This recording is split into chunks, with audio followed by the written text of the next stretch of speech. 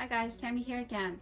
This episode is brought to you by politics and what is happening right now in Africa. Now, I don't know if you guys have noticed, but in Burkina Faso, in Niger, and in Mali, 3 coups have happened, and in all appearances, it might come off as a type of non-democratic actions, or it might come off as destabilization. But I want you to read. Reading is very important, and don't just listen to the mainstream media, because that is not where you want to get your news from. They are not reliable, and they have their own agenda on what they're presenting to you. Okay.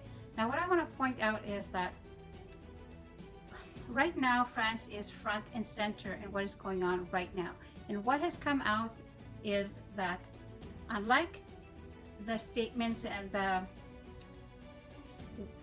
unlike what has been said in the past, that France is no longer a colonial country, it does not colonize, or other European countries or Western countries, that is actually not in fact true. In fact, supposedly after the end of the colonization, France transformed the relationship, at least for all appearances, with its relationship with 14 countries in Africa, some of them being Burkina Faso, Mali, and Niger, and another 11 countries. But they wanted to maintain that they are going to use, whether they like it or not, the CFA franc, which is a monetary currency that is being printed in France, and they insist that all the African countries that are under them, the 14 African countries that are under them, they have to use this CFA franc. Now, please comment down below and what you think is really going on, because this is actually not stuff that's being presented in the mainstream media, but you can always research. You don't have to take what they say as fact, okay?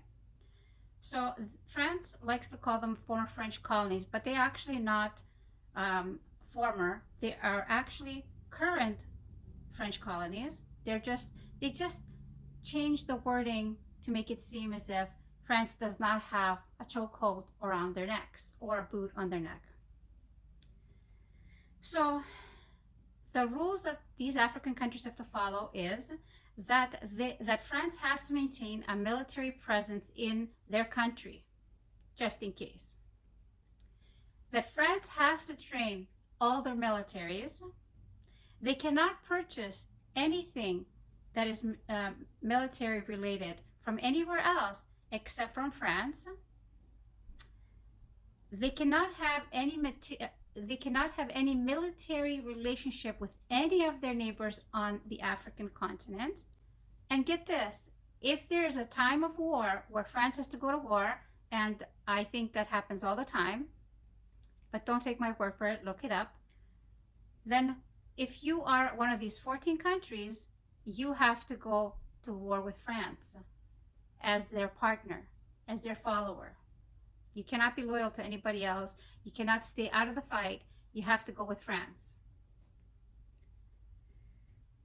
Oh, and of course, why else would they need to have a military presence inside of these countries? But they can attack them at any time. They have the capacity to attack them at any time. Doesn't sound like colonialism to me at all. Does it sound like it to you? Please comment down below. Okay, so other things that have come out are that Niger has uranium, and 1/3 of France's uranium that they use for their electricity and for their nuclear power plants is coming from, guess what? From Niger, okay? And trillions of dollars are leaving Niger every year with very little compensation. And the other thing that you have to look at is over 90%, about 92% of the people of Niger do not have electricity.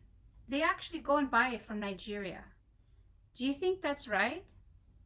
So if you were a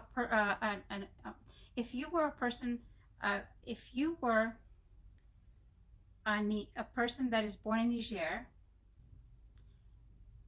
and you had voted for this president, and he is doing all of this, or at least he's keeping the status quo of whatever had been established previously, shaking hands and kissing and hugging all these Western heads of state.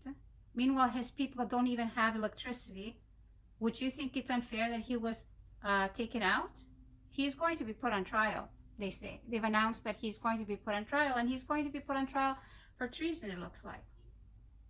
I mean, you're a head of state. You're not above the law.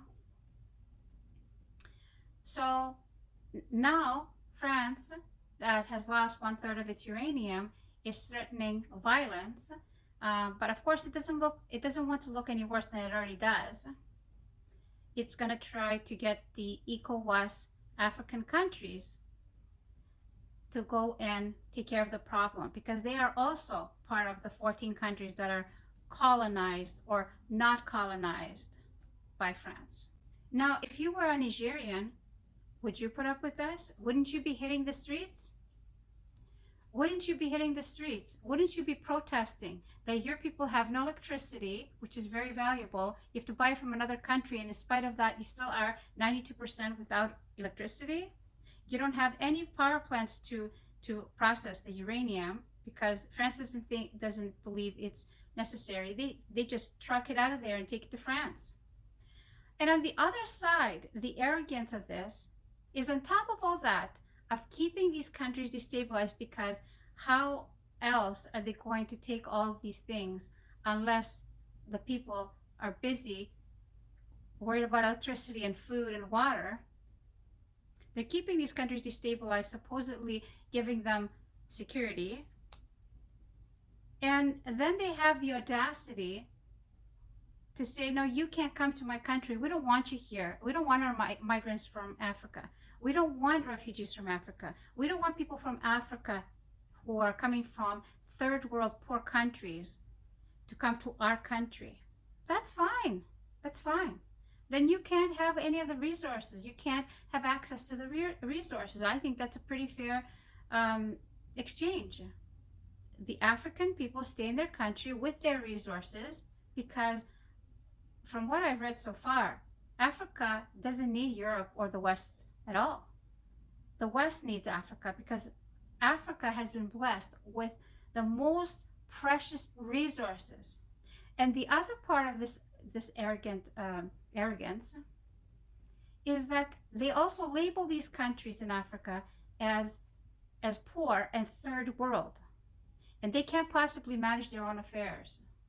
So they want to come down there and give you guys security. They want to come down there and help you to get rid of the terrorists. Meanwhile, decades later, you still have terrorists, you still are poor, you still don't have electricity. I don't know. You tell me. Comment down below what you think.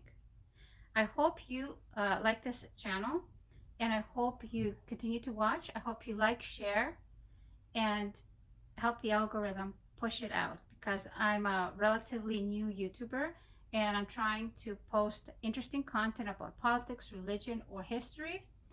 And so I would appreciate the like and the subscriptions. Thank you very much. See you soon. Bye.